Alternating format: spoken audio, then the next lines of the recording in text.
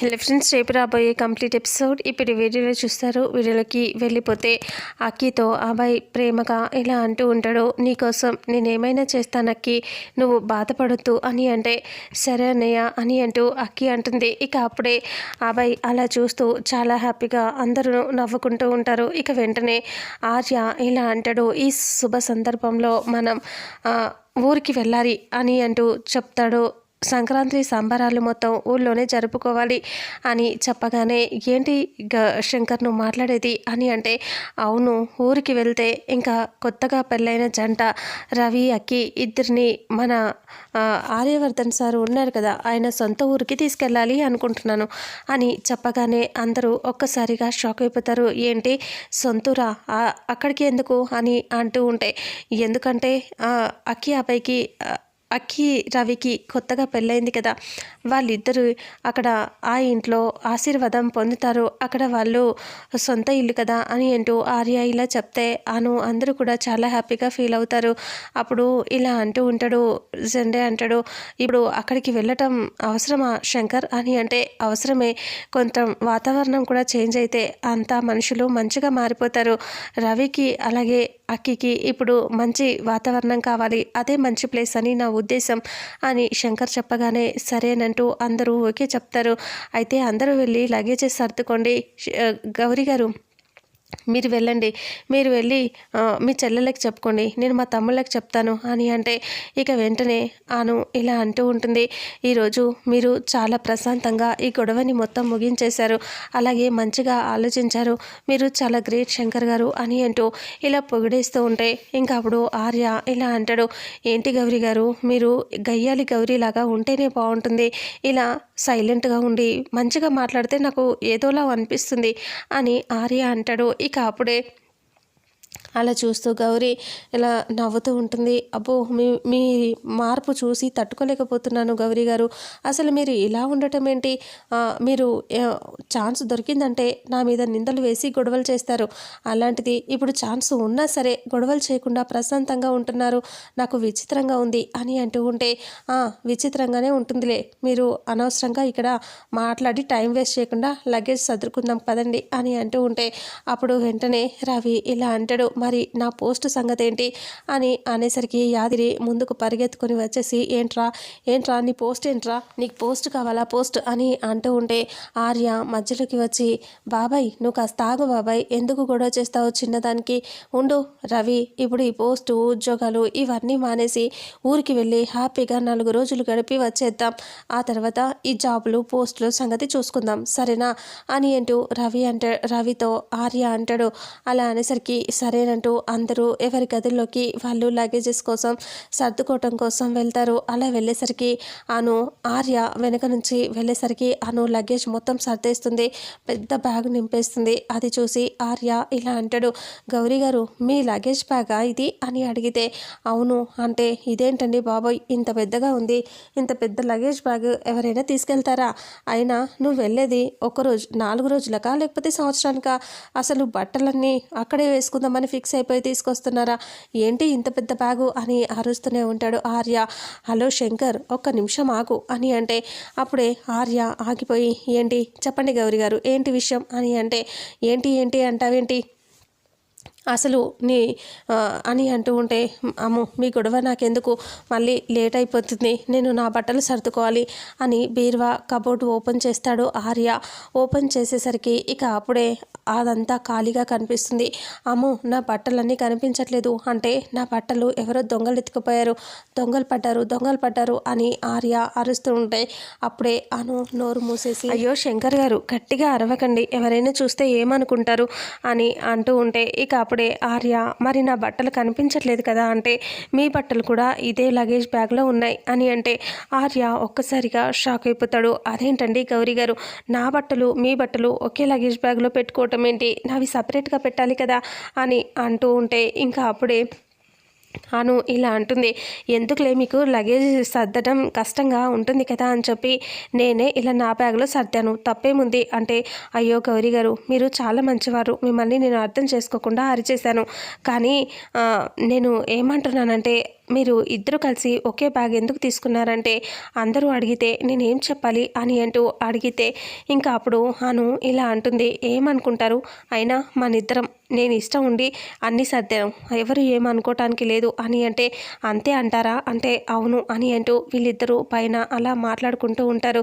ఆ తర్వాత కింద ఆర్య వాళ్ళ తమ్ముళ్ళు, అను వాళ్ళ చెల్లెళ్ళు అందరూ వచ్చేస్తారు. వచ్చేసరికి సండే హాల్లో ఉంటాడు కదా, ఇక వాళ్ళిద్దరూ నలుగురు వచ్చేసరికి ఏంటి ఇంత ఆలస్యంగా వచ్చారు అని సండే అంటే ఇదిగో ఈ మహారాణుల వల్లే మొత్తం లేట్ అయిపోయింది, మేము ఎప్పుడో రెడీ అయిపోయాం అని అంటూ చెప్పగానే ఏంటి మా వల్ల రెడీ అయిందా, మీకోసమే మేము వెయిట్ చేసాం తెలుసా అని అంటూ వాళ్ళు వీళ్ళు మళ్ళీ నలుగురు గొడవ పడుతూ ఉంటారు. వాళ్ళని చూసి వాళ్ళ గొడవను చూసి సండే నవ్వుతూ ఉంటాడు. ఇక అప్పుడే ఇలా అంటూ ఉంటాడు, అబ్బబ్బా ఆపండి గొడవ అంటే అప్పుడు వెంటనే వీళ్ళు ఆగిపోతారు. అయ్యో అందరూ రెడీ అయ్యారు సార్ అని అంటూ ఉంటే అవుతున్నారు అందరూ లగేజెస్ తీసుకొచ్చడానికే వెళ్ళారు అని అంటూ చెప్తే ఇంకా వీళ్ళ వల్లే లేట్ అయింది అని అంటూ ఉంటే మా వల్లే ఎందుకు అవుతుంది, మీరే కావాలని లేట్ చేశారు అని అంటూ నలుగురు మళ్ళీ గొడవ స్టార్ట్ చేస్తారు. ఇక అక్కి దగ్గరికి అభయ్ వచ్చేసి మాట్లాడుతూ ఉంటాడు. ఇక అక్కితో ప్రేమగా చాలా హ్యాపీగా ఉంటాడు అభయ్. ఇంకా లగేజెస్ అక్కి సర్దుతూ ఉంటే హెల్ప్ చేస్తూ ఆ సూట్ కేసులన్నీ తీసి సెట్ చేసి పక్కన పెట్టేస్తాడు అభయ్. ఐఎమ్ సారీ అక్కి అని అంటూ మళ్ళీ చెప్తాడు. మళ్ళీ ఎందుకు చెప్తున్నావన్నయ్య, నువ్వు ఆల్రెడీ రవికి సారీ చెప్పావు కదా అంటే సారీ చెప్పాను, అమ్మ నాన్న చెప్పారు మీ ఇద్దరు పెళ్ళైన తర్వాత భార్య భర్తలు ఒకటేనని, అలాంటిది ఒకరిని బాధ పెడితే ఇంకొకరు కూడా బాధపడతారని అమ్మ నాన్న చెప్పారు, అందుకే ఇంకెప్పుడు నిన్ను రవిని నేను బాధ పెట్టను అని అంటూ అభయ్ అంటే అక్కి అంటుంది, అదేంటన్నయ్య నువ్వు ఆల్రెడీ రవికి క్షమాపణ కోరావు, అయినా నీ తప్పేమీ లేదులే అన్నయ్య అని అంటూ అక్కి అంటుంది. ఇక అప్పుడే అభయ్ ఇలా అంటాడు, నేను రవితో అలా రూడ్గా బిహేవ్ చేయాల్సింది కాదు అంటే అవునన్నయ్య నీకు రవి అంటే ఎందుకు పడట్లేదు, తను ఏం చేశాడని, నీతో బాగానే ఉంటాడు కదా అని అంటూ ఉంటే ఏమో అక్కి ఫస్ట్ నుంచి అంతే, నేను రవిని యాక్సెప్ట్ చేయలేకపోతున్నాను, నాకు నచ్చట్లేదు ముందు నుంచి అంటే కూడా తను, అలాంటిది ఏం చేయాలో తెలియట్లేదు, సరే మెల్లగా అదే సర్దుకుంటుంది అని అనుకుని అభయ్ అక్కడి నుంచి వెళ్ళబోతూ ఉండగానే రవి అక్కడికి వస్తాడు. ఏంటి మొత్తం అన్నీ సర్దేశావు, ఎవరిని అడిగి సర్దేశావు, ఊరికి వెళ్దామని డిసైడ్ అయిపోయావా అని సీరియస్గా రవి అంటే అప్పుడే అలా చూస్తూ అక్కి టెన్షన్ పడుతూ అది రవి అందరం వెళ్దాం అనుకున్నాం కదా అంటే వెళ్దాం అనుకుంటావు కానీ నీ పాటికి నువ్వు వెళ్ళాలి అనుకుని డిసైడ్ అయిపోయి ఇలా లగేజెస్ సర్దుకోవటమేనా, నన్ను అడగాల్సిన అవసరం లేదా, వీడేంటి నా వెంటాలే పరిగెత్తుకొని వచ్చేస్తాడు, వీడికి పర్మిషన్ ఏంటి అనుకున్నావా అని తిడుతూ ఉంటాడు. ఇక అప్పుడే అభయ్కి కోపం వచ్చేస్తూ ఉంటుంది. రవి అలా మాట్లాడొద్దు అని సీరియస్గా అంటాడు. నేనేం చేశానని మళ్ళీ రెచ్చిపోయి నా మీదకి వద్దామనుకుంటున్నావా అని, అక్కడ ఊరికెళ్ళి కూడా అవమానించాలి అనుకుంటున్నారా, ఏమేం ప్లాన్లు చేస్తున్నారు అని రవి సీరియస్గా అంటూ ఉంటే అభయ్ ఇలా అంటాడు, చూడు రవి నువ్వు అనవసరంగా ఎక్కువ మాట్లాడుతూ అంటే ఏంటి ఎక్కువ మాట్లాడకూడదు, ఇది నా పెళ్ళం, మేమిద్దరం సవాలక్ష మాట్లాడుకుంటాం, మధ్యలో నీకేంటి అని సీరియస్గా అంటే అన్నయ్య ప్లీజ్ అన్నయ్య గొడవదు అని అంటే అక్కి మోహన్ చూసి అభయ్ అక్కడి నుంచి చాలా కోపంగా వెళ్ళిపోతాడు.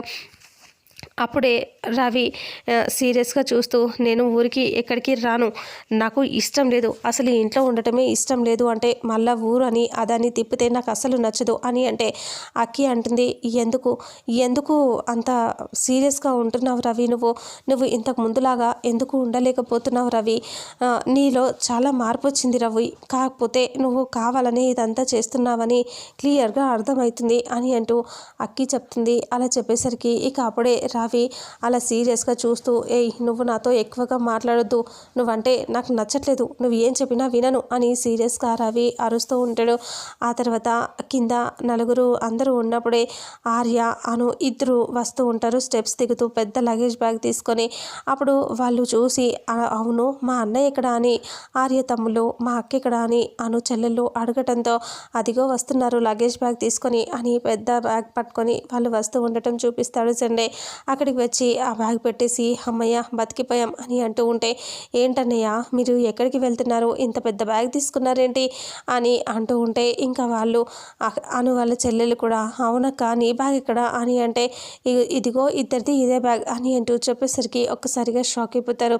ఏంటి ఇద్దరు ఒకే బ్యాగ్ తీసుకున్నారా అంటే, అవును నేనే లగేజ్ అంతా సర్దేశాను అని అను అంటుంది.